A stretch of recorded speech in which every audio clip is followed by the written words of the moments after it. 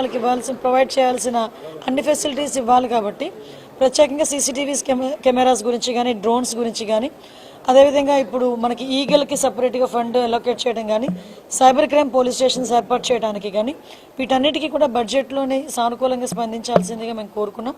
అదే విషయాన్ని ఈరోజు మేము పర్టికులర్గా ఈరోజు ఫైనాన్స్ మినిస్టర్ గారి దగ్గర కూడా కూర్చున్నాం. నాకు తెలిసి లాస్ట్ 5 yearsలో ఇటువంటి మీటింగ్ జరిగి ఉండదు. ఎందుకంటే డిపార్ట్మెంట్కి ఎలాకేషన్కి ఒక 5% పంపించేసే పరిస్థితులు తప్పించి ఏ రోజు కూడా డిపార్ట్మెంట్స్ దగ్గర నుంచి ముందుగా ప్రపోజల్స్ తెప్పించుకొని అది ఎంతవరకు ఇంప్లిమెంట్ అవుతుంది, ఎంతవరకు మనం చేయగలం అనే ఒక ముందే అవగాహన తెచ్చుకొని ఈరోజు బడ్జెట్ ప్రవేశపెట్టడం అన్నది ఎన్డీఏ గవర్నమెంట్కే చెల్లింది. ఈ విషయంలో బడ్జెట్ కూడా మ్యాక్సిమం ఈరోజు ఆక్టోపస్ దగ్గర నుంచి గ్రేహౌండ్స్ దగ్గర నుంచి మనం ఏర్పాటు చేసుకోవాలి, గ్రేహౌండ్స్ని మనం నిర్మించుకోవాలి. ఇవన్నీ కూడా న్యూ ఛాలెంజెస్ అన్నీ ఉన్నాయి. ఆ ఛాలెంజెస్ అన్నింటినీ కూడా మనం అందరం కూడా పూర్తి చేయాలనే ఉద్దేశంతోనే ఈరోజు బడ్జెట్ మీటింగ్ కూడా కొనసాగింది. రాబోయే బడ్జెట్లో పోలీస్ డిపార్ట్మెంట్కి మంచి చేకూరుతుంది అనమాట నేను కోరుకుంటున్నాను. లేదండి, డిఫరెంట్ ప్రపోజల్స్ అన్నీ ఉన్నాయి. ఇంకొన్ని ప్రపోజల్స్ కూడా రావాల్సినవి ఉన్నాయి. సో అన్నీ అయిన తర్వాత మీకు ఒక ఫిగర్ మెన్షన్. ఏం లేదండి, అది యాక్చువల్గా నేను మాట్లాడాను, మంత్రి గారితోనే మాట్లాడాను, డిపార్ట్మెంట్ వాళ్ళతో ఇక్కడ మాట్లాడాను. అది ఈరోజు ఇంకా ట్రేస్ అవుట్ అవుతుంది. బట్ కొంచెం నెగ్లిజెన్సీ కనిపించింది కాబట్టి డెఫినెట్గా అతని మీద చర్యలు తీసుకుంటాం. అంతే కదా, డిపార్ట్మెంట్ కాదు, ఆయన దగ్గర క్యారీ చేసే విషయంలో ఎక్కడో చిన్న అంటే మిస్యూజ్ అని కూడా కాదు, బ్యాడ్ లక్. ఏముంది, చట్టం తన పని తను చేసుకెళ్ళిపోతుంది. ఏదైనా తప్పు చేసిన వాడికి ఏదో టైంలో శిక్ష తప్పదు, వెళ్తుంది. దానికి మనం రకరకాల మనుషులు రకరకాలుగా మాట్లాడుతున్నారు.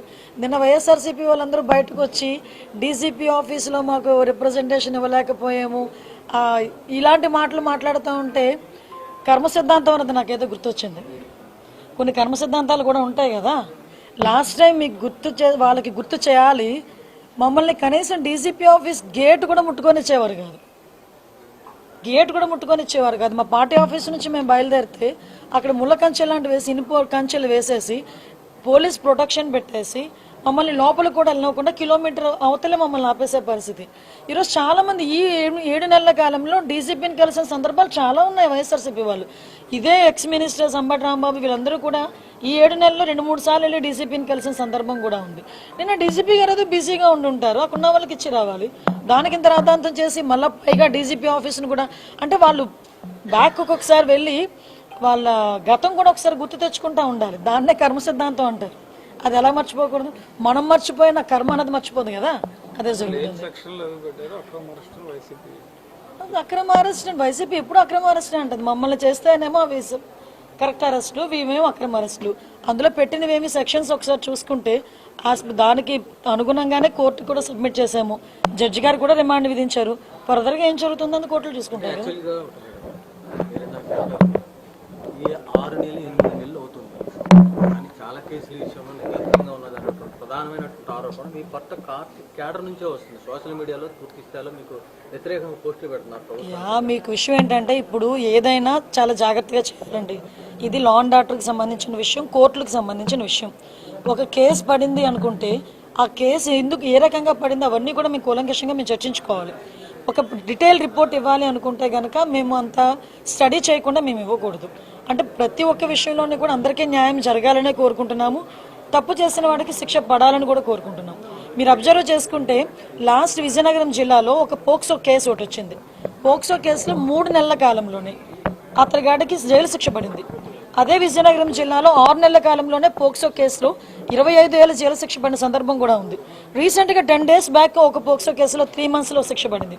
సో ఈ విషయంలో నేనేమంటానంటే పోలీస్ డిపార్ట్మెంట్ వాళ్ళు కానీ ప్రాసిక్యూషన్ వాళ్ళు కానీ ఈ ఇద్దరూ కూడా కోఆర్డినేట్ చేసుకొని ఎఫ్ఐఆర్ నోట్ చేసిన దగ్గర నుంచి ఛార్జ్ షీట్ నోట్ చేసిన దగ్గర నుంచి కూడా కోఆర్డినేట్ చేసుకుని వెళ్తే శిక్ష పడే పరిస్థితులు కూడా చాలా ఎక్కువగా కనిపిస్తూ ఉంటాయి.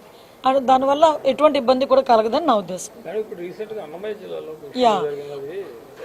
అది దురదృష్టం అండి.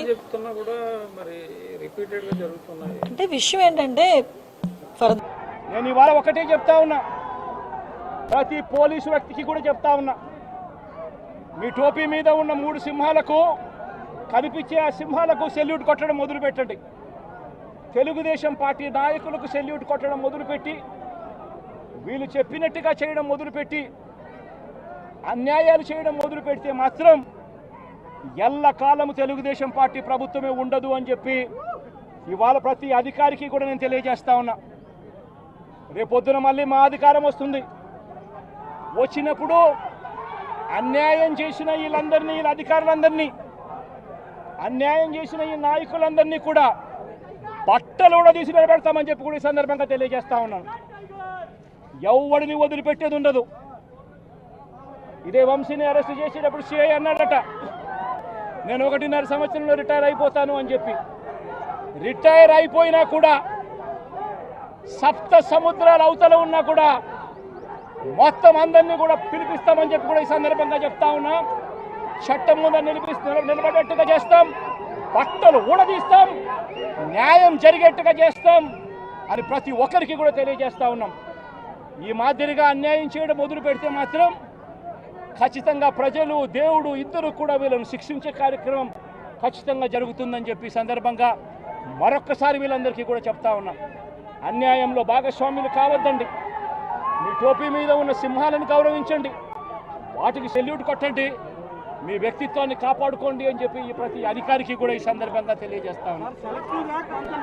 సెలెక్టివ్గా కొంతమంది లీడర్స్ని టార్గెట్ చేసి అరెస్ట్ చేస్తూ ఉన్నారు. దాన్ని ఎట్లా చూస్తారు? మన పేరుని కానీ ఇవాళ వంశీ, ఇటీవల కొంతమంది అరెస్ట్, నంది సురేష్, ఇట్లా దాన్ని ఎలా చూడాలి? ప్రజాస్వామ్యం కూలిపోతా ఉంది అని చెప్పడానికి ఇవన్నీ నిదర్శనాలు. ప్రతి కేసు ఇల్లీగల్ కేసే. ప్రతి కేసులోనూ కూడా వీళ్ళే బెదిరిస్తూ ఉన్నారు, అవతలోడు బెదిరిస్తూ ఉన్నాడు అని చెప్పి వీళ్ళే కేసులు పెడతా ఉన్నారు.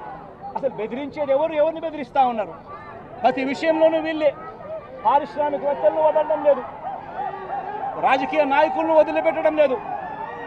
ప్రతి ఒక్కరిని కూడా వీళ్ళే బెదిరిస్తూ ఉన్నారు, అవతలోడు బెదిరించినాడు అని చెప్పి మళ్ళీ ఎదురు కేసులు పెడతా ఉన్నారు. ఇవన్నీ ఊరికే పోవు, ఇవన్నీ కూడా మళ్ళీ వీళ్ళకు చుట్టుకుంటాయి. చుట్టుకున్నప్పుడు వీళ్ళ పరిస్థితి అతి దారుణంగా తయారవుతుందని నేను ఇవాళ ఒకటే చెప్తా ఉన్నా, ప్రతి పోలీసు వ్యక్తికి కూడా చెప్తా ఉన్నా. మీ టోపీ మీద ఉన్న 3 సింహాలకు, కనిపించే ఆ సింహాలకు సెల్యూట్ కొట్టడం మొదలుపెట్టండి. తెలుగుదేశం పార్టీ నాయకులకు సెల్యూట్ కొట్టడం మొదలుపెట్టి, వీళ్ళు చెప్పినట్టుగా చేయడం మొదలుపెట్టి అన్యాయాలు చేయడం మొదలు పెడితే మాత్రం ఎల్లకాలము తెలుగుదేశం పార్టీ ప్రభుత్వమే ఉండదు అని చెప్పి ఇవాళ ప్రతి అధికారికి కూడా నేను తెలియజేస్తా ఉన్నా. రేపొద్దున మళ్ళీ మా అధికారం వస్తుంది. వచ్చినప్పుడు అన్యాయం చేసిన వీళ్ళందరినీ, వీళ్ళ అధికారులందరినీ, అన్యాయం చేసిన ఈ నాయకులందరినీ కూడా బట్టలు కూడా తీసి నిలబెడతామని చెప్పి కూడా ఈ సందర్భంగా తెలియజేస్తా ఉన్నాను. ఎవడిని వదిలిపెట్టేది ఉండదు. ఇదే వంశీని అరెస్ట్ చేసేటప్పుడు సిఐ అన్నాడట, నేను 1.5 సంవత్సరంలో రిటైర్ అయిపోతాను అని చెప్పి. రిటైర్ అయిపోయినా కూడా సప్త సముద్రాల అవతల ఉన్నా కూడా మొత్తం అందరినీ కూడా పిలిపిస్తామని చెప్పి కూడా ఈ సందర్భంగా చెప్తా ఉన్నా. చట్టం ముందు నిలబడేట్టుగా చేస్తాం, బట్టలు ఊడదీస్తాం, న్యాయం జరిగేట్టుగా చేస్తాం అని ప్రతి ఒక్కరికి కూడా తెలియజేస్తా ఉన్నాం. ఈ మాదిరిగా అన్యాయం చేయడం మొదలు పెడితే మాత్రం ఖచ్చితంగా ప్రజలు, దేవుడు ఇద్దరు కూడా వీళ్ళను శిక్షించే కార్యక్రమం ఖచ్చితంగా జరుగుతుందని చెప్పి సందర్భంగా మరొక్కసారి వీళ్ళందరికీ కూడా చెప్తా ఉన్నాం. అన్యాయంలో భాగస్వాములు కావద్దండి. మీ టోపీ మీద ఉన్న సింహాలను గౌరవించండి, వాటికి సెల్యూట్ కొట్టండి, మీ వ్యక్తిత్వాన్ని కాపాడుకోండి అని చెప్పి ఈ ప్రతి అధికారికి కూడా ఈ సందర్భంగా తెలియజేస్తా ఉన్నాం.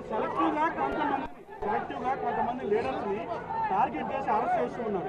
దాన్ని ఎట్లా చూస్తారు? మన పేరుని కానీ ఇవాళ వంశీ, ఇటీవల కొంతమంది అరెస్ట్, నంది సురేష్, ఇట్లా దాన్ని ఎలా చూడాలి?